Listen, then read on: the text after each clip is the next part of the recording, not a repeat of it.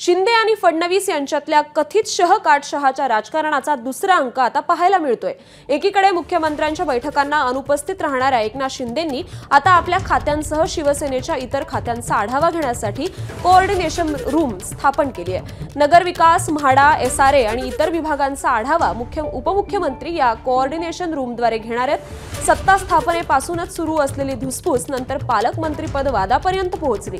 आता war room विरुद्ध coordination room असं नवं रूप या कथित वादाला येतंय का असा सवाल उपस्थित होतोय।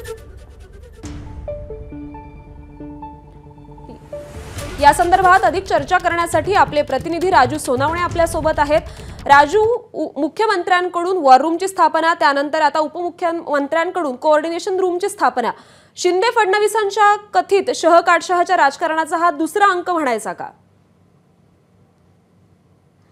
अगदी आपण पाहतोय की कुठेतरी उपमुख्यमंत्री एकनाथ शिंदे नाराज आहेत अशा प्रकारची चर्चा आहे आणि म्हणूनच कॅबिनेट वगळता मुख्यमंत्र्यांनी इतर ज्या काही बैठका आयोजित केल्या आहे, अगदी एकनाथ शिंदेंच्या विभागाच्या जरी असल्या तरी एकनाथ शिंदे आपल्याला अनुपस्थित पाहायला मिळालेले आहेत।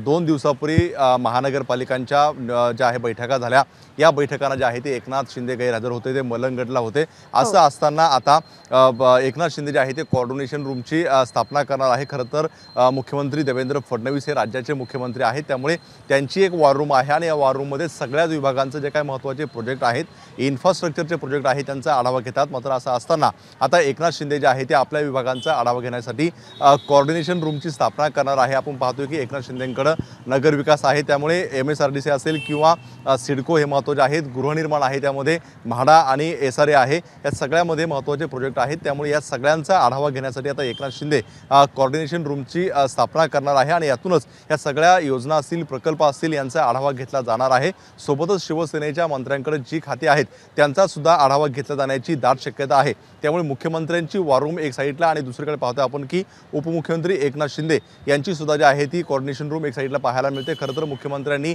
ज्या ज्या विभागांच्या बैठका बोलल्या आहेत, अगदी 100 दिवसांचा पाठपुरावा करणाऱ्या सुद्धा बैठका आपल्याला पाहायला मिळाल्या, त्या बैठकांना सुद्धा एकनाथ शिंदे गैरहजर राहताना पाहायला मिळाले। मात्र आता स्वतःच्या कोऑर्डिनेशन रूममधून जे आहे ते आढावा घेतला जाणार आहे। हाच प्रयत्न जो आहे तो आपण मागच्या सरकारमध्ये पाहायला मिळाला होता। एकनाथ शिंदे हे मुख्यमंत्री असताना अजित पवारांनी बैठका घेतल्या गेलेल्या होत्या, पुण्याच्या विकास कामासाठी बैठका घेतल्या, त्यामुळे कुठेतरी राजकीय चर्चा सुद्धा रंगलेल्या आपल्याला पाहायला मिळतात। आतून सुद्धा नाराजी नाट्य पाहायला मिळालं होतं। मात्र आता एकनाथ शिंदे जे आहे ते स्वतः कोऑर्डिनेशन रूमच्या माध्यमातून आढावा घेणार आहे, त्यामुळे अधिकाऱ्यांची सुद्धा यामध्ये मोठ्या प्रमाणावरती जे आहे ती तारांबळ उडण्याची शक्यता आहे। कारण मुख्यमंत्र्यांची एक साईडला बैठक असणार आहे, त्याच्यामध्ये आढावा घेतला जाईल आणि दुसरीकडे एकनाथ शिंदेंच्या विभागांचा सुद्धा ते स्वतः आढावा घेतला जाणार आहे। त्यामुळे महायुतीमध्ये शह-काटशहाचं राजकारण कधीपर्यंत चालतंय आणि यातून काय काय आणखी रंग महाराष्ट्राच्या राजकारणात मिळतात, आपण याकडे लक्ष असेलच आपलं। धन्यवाद आपण दिलेल्या या सविस्तर माहितीसाठी। एबीपी माझा, उघडा डोळे बघा नीट।